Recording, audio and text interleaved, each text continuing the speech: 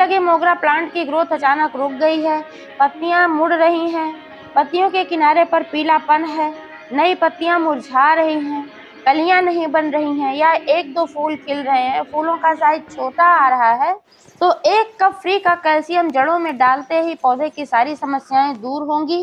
मोगरा में ढेर सारी नई नई ब्रांचेज आएंगी और फूलों की संख्या भी ज़्यादा होगी। तो दोस्तों, यह कौन सी चीज़ है और इसका इस्तेमाल कब और कैसे करना है, संपूर्ण जानकारी मिलने वाली है इस वीडियो में। तो प्लीज़ वीडियो पर अंत तक बने रहें, बिना स्किप किए पूरा देखें। और जानकारी अगर पसंद आए तो लाइक करें, शेयर करें और चैनल को अभी तक सब्सक्राइब नहीं किया है तो प्लीज़ चैनल को भी सब्सक्राइब करके बेल आइकन को प्रेस कर लें ताकि सारे अपडेट्स आपको मिलते रहें। नमस्कार दोस्तों, स्वागत है मेरे YouTube channel love with nature में। दोस्तों, मोगरा एक सेंसिटिव पौधा है, इसलिए इसको विशेष देखभाल की आवश्यकता पड़ती है। पौधे के समग्र विकास और अच्छी फ्लावरिंग के लिए समय समय पर इसमें फर्टिलाइजर्स भी देने पड़ते हैं और धूप और पानी का भी ख्याल रखना पड़ता है।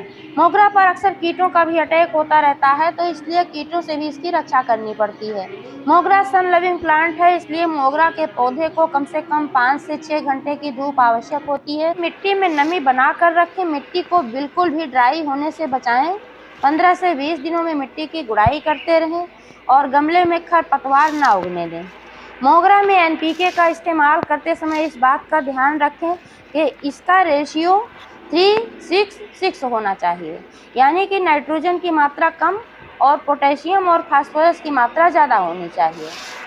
मोगरा का पौधा जो होता है हैवी फीडर होता है, इसलिए इसमें समय समय पर खाद वगैरह देनी पड़ती है। 1 महीने में 1 बार गोबर की खाद अवश्य दें, क्योंकि जो गोबर का खाद होता है मोगरा के पौधे के लिए बहुत ही अच्छा होता है। कई व्यूअर्स पूछते हैं कि मोगरा की कटाई छटाई कब करनी है। तो दोस्तों, मोगरा की कटाई छटाई अक्सर करते रहना चाहिए। जहां से भी आप फ्लावरिंग ले लेते हैं जिस ब्रांच से, तो उस ब्रांच को 2-3 इंच कट करके आपको हटा देना चाहिए। जब भी आप कटाई छटाई करें नोड्स के पास ही करें, क्योंकि यहीं से फिर नई शाखाएं निकलती हैं और फिर जो नई शाखाएं निकलती हैं इनमें ही कलियां बनती हैं और फ्लावरिंग होती हैं। पुरानी जो ब्रांचेज होती हैं इनमें कभी भी कलियां नहीं बनती हैं। प्रूनिंग करने से हमारा पौधा घना भी होता है, जब ज्यादा घना होता है, ज्यादा ब्रांचेज होती हैं तो कलियां भी अधिक संख्या में बनती हैं और हमें ज्यादा फूल प्राप्त होते हैं। क्योंकि दोस्तों, जो ये मोगरा का पौधा होता है ये सफेद फूलों वाला पौधा होता है, तो मोगरा के पौधे को कैल्शियम की आवश्यकता ज़्यादा होती है। अगर आपके पौधे में कैल्शियम की कमी हो जाती है, आपके पौधे में नाइट्रोजन, पोटेशियम, फास्फोरस की अच्छी मात्रा है, इसके बावजूद आपका पौधा खराब हो रहा है, जो समस्याएं भी मैंने बताई ये सारी समस्याएं आ रही हैं, तो निश्चित रूप से आपके पौधे में है कैल्शियम की कमी। तो आपको अपने पौधे में कैल्शियम युक्त खाद देना चाहिए। इसके लिए आप मिट्टी में चूने का भी इस्तेमाल कर सकते हैं, लेकिन मात्रा सीमित रखें। अधिक मात्रा में अगर आप चूने का इस्तेमाल करते हैं तो आपका पौधा जल सकता है। चूना जो होता है ये कैल्शियम का बहुत ही अच्छा स्रोत होता है। अगर आपका गमला 12 इंच का है तो ज़्यादा से ज़्यादा 2-3 ग्राम चूने का इस्तेमाल ही करें। जब आपको चूने का इस्तेमाल करना हो या किसी भी लिक्विड फर्टिलाइजर का इस्तेमाल करना हो तो 1 दिन पहले मोगरा के पौधे में पानी देना बंद कर दें, क्योंकि जब मिट्टी पूरी तरीके से ड्राई होती है तभी ये लिक्विड फर्टिलाइजर दिए जाते हैं। चूने का इस्तेमाल जब आपको करना है तो इसको घोल कर ही करना है। 2-3 ग्राम चूना 1 गिलास पानी में घोलें और मिट्टी की गुड़ाई करके जड़ों में डाल दें। लेकिन आज जो मैं कैल्शियम युक्त फर्टिलाइजर देने वाली हूँ दोस्तों, यह है खट्टी छाछ से बना हुआ, क्योंकि खट्टी छाछ जो होती है ये कैल्शियम का बहुत ही अच्छा स्रोत होती है।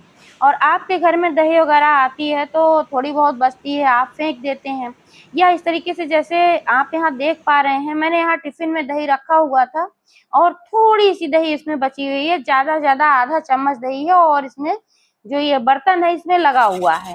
तो यही इतना एक पौधे के लिए पर्याप्त है, क्योंकि मात्रा अगर अधिक हो जाती है तब भी आपका पौधा खराब हो जाता है।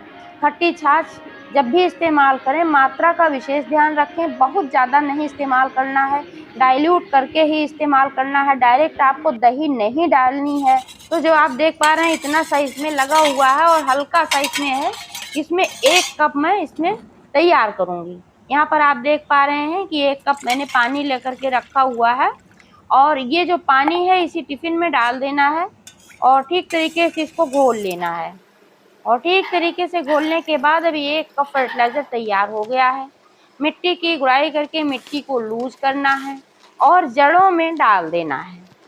तो दोस्तों इस तरीके से आप अपने मोगरा प्लांट से ढेर सारी फ्लावरिंग पा सकते हैं और मरते मुरझाते पौधे को फिर से हरा भरा कर सकते हैं। जानकारी कैसी लगी कमेंट करके अवश्य बताइएगा। पूरा वीडियो देखने के लिए बहुत बहुत धन्यवाद।